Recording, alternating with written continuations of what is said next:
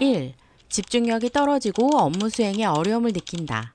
2. 낮에도 심하게 졸리고 지속적으로 피로감을 느낀다. 3. 감정 조절이 어렵다. 4. 기억력이 떨어져 까먹는 일이 많다. 5. 만사가 귀찮고 의욕이 없다. 6. 전보다 쉽게 살이 찐다. 7. 최근 들어 잠을 잘 자지 못한다. 8. 이른 나이에 골다공증 진단을 받았다.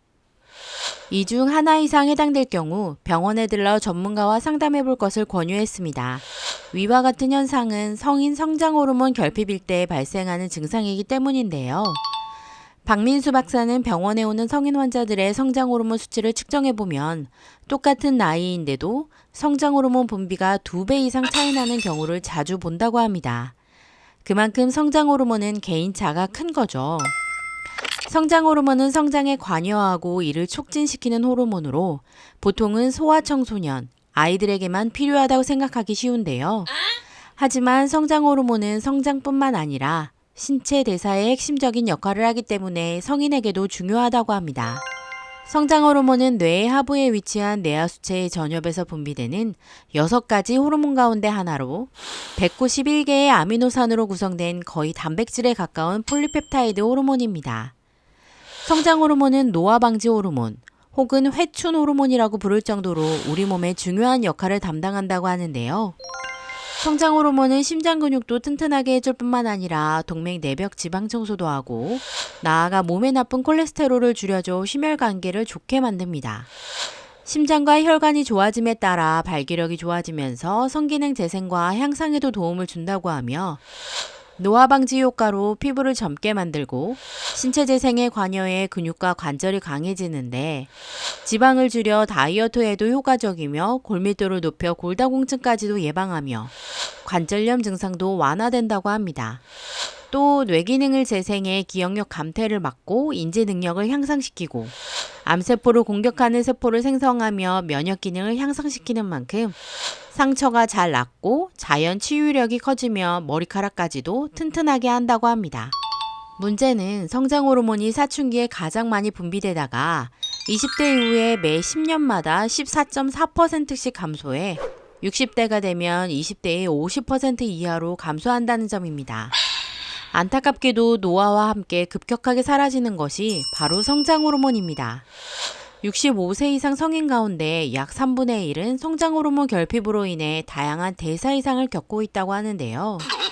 동맥경화, 뇌졸중, 심장마비 등도 성장 호르몬 결핍이 주요한 원인일 수 있다고 합니다. 특히 성장 호르몬이 부족하면 배가 나오고 근육이 줄고 피부가 얇아져서 주름이 생깁니다. 정신적으로는 기억력이 떨어지고 우울해지거나 걱정이 많아지게 되죠. 오늘의 영상을 끝까지 보신다면 박민수 박사의 성장 호르몬 분비를 돕기 위해 누구나 쉽게 할 수 있는 실전 지침 6가지를 공유하니 여러분에게 꼭 도움이 되셨으면 좋겠습니다. 노화는 왜 일어날까요? 대표적인 것이 호르몬 이론입니다. 우리 신체 기능을 조절하고 재생을 도와주는 등 중요한 기능을 하는 호르몬의 결핍과 불균형이 노화를 일으킨다고 합니다. 쉽게 말하자면 호르몬이 잘 분비되는 사람은 나이가 들어도 젊음을 유지할 수 있고 호르몬이 감소하면 나이가 어려도 노화가 일찍 찾아올 수 있다는 말입니다. 그럼 어떻게 해야 나이 들수록 없어지는 성장 호르몬을 지킬 수 있을까요? 여러 건강책을 저서한 박민수 박사의 성장 호르몬 분비를 돕기 위한 생활 지침 6가지 방법을 알아봅시다. 첫 번째, 스트레스를 줄이는 것이 중요하다고 합니다. 과도한 스트레스로 인해 스트레스 호르몬이 과잉 분비되면 같이 쓰고 있는 호르몬 공장이 불가동되면서 성장 호르몬을 제대로 만들지 못하게 되기 때문이라고 하는데요. 스트레스 관리는 성장 호르몬을 지키는 중요한 원칙이라고 합니다. 두 번째, 활성산소도 줄여야 한다고 합니다. 활성산소는 단백질과 지질의 결합력을 약하게 하고 과산화지질 대사량을 떨어뜨려 혈관 내 과산화지질이 쌓이게 하는데요. 과산화지질은 세포막의 기능을 떨어뜨려 각종 필요물질의 투과성을 떨어뜨리는 원인이 된다고 합니다. 그러면 세포 사이를 자유롭게 오가야 하는 각종 호르몬의 기능 역시 떨어질 수밖에 없죠. 특히 성장 호르몬은 활성산소에 매우 취약하기 때문에 활성산소를 잡는 항산화 호르몬인 글루타치온, 페록시다제, 빌리루빈, 멜라토닌 등을 충분하게 공급하는 것이 중요하다고 합니다. 세 번째, 성장 호르몬을 늘리는 데 도움이 되는 음식을 적극적으로 섭취한다입니다. 현미, 통밀, 수수, 보리, 밤, 은행, 브로콜리 새싹, 보리 새싹, 순무 새싹, 콩류인 두부. 생선 중에서는 멸치, 정어리, 뱅어포, 참치, 고등어, 명태, 청어. 고기 중에서는 닭고기와 쇠고기, 그리고 달걀. 조개류에서는 굴과 소라. 견과류 중에서는 호두, 잣, 아몬드, 땅콩, 그리고 깨, 시금치, 당근, 호박, 표고버섯, 양송이버섯, 느타리버섯, 콩나물, 양배추.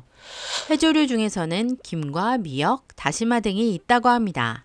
네 번째, 성장 호르몬을 감소시키는 대표적인 습관은 지나친 육식 기피라고 합니다. 웰빙 열풍을 타고 채식 위주 혹은 채식주의 식습관이 확산되면서 육식을 피하는 것이 건강의 지름길인 양 호도되고 있습니다. 그러나 각종 육류에 든 단백질은 우리 몸에 없어서는 안 될 구성요소이죠. 육류를 지나치게 먹는 것도 문제겠지만 단백질의 섭취를 꺼려 호르몬의 재료가 부족해지는 것은 더 큰 문제가 아닐 수 없습니다. 그러니 나이가 들수록 균형 잡힌 식단을 유지하는 것이 무엇보다 중요하다고 하네요. 다섯 번째, 수면 부족이나 나쁜 잠버릇 역시 성장 호르몬 분비를 저해야 한다고 합니다. 성장 호르몬의 분비는 대부분 잠, 특히 수면 중에 이루어지기 때문에 수면의 질과 양이 떨어지는 경우 성장 호르몬의 분비에도 문제가 생길 수 있다고 하는데요. 수면의 질을 해치는 불면증, 코골이 등은 모두 성장 호르몬을 줄이는 원인이 될 수 있습니다. 수면의 양만큼이나 수면의 질이 중요하다고 강조했는데요. 10시간을 이불 속에서 뒤척이는 것보다 1시간을 자도 푹 자는 것이 좋다고 말입니다. 지난 시간 수면 영상 정기훈 교수의 추천처럼 피곤하다면 하던 일을 멈추고 평소보다 일찍 잠자리에 들면 됩니다. 대한민국은 너무 적게 자서 문제라는 점 지난 시간에 찝어 말씀드렸는데요. 규칙적인 수면 습관이 좋은 수면의 질을 만든다고 하니까 규칙적인 수면 습관을 길들여 좋은 수면을 취해봅시다.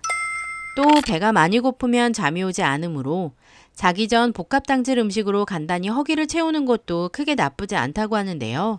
특히 바나나는 복합당질과 신경을 안정시키는 칼륨, 마그네슘 등이 풍부하므로 저녁 식사 후에 먹을 수 있는 좋은 수면 유도 음식이라고 추천했습니다.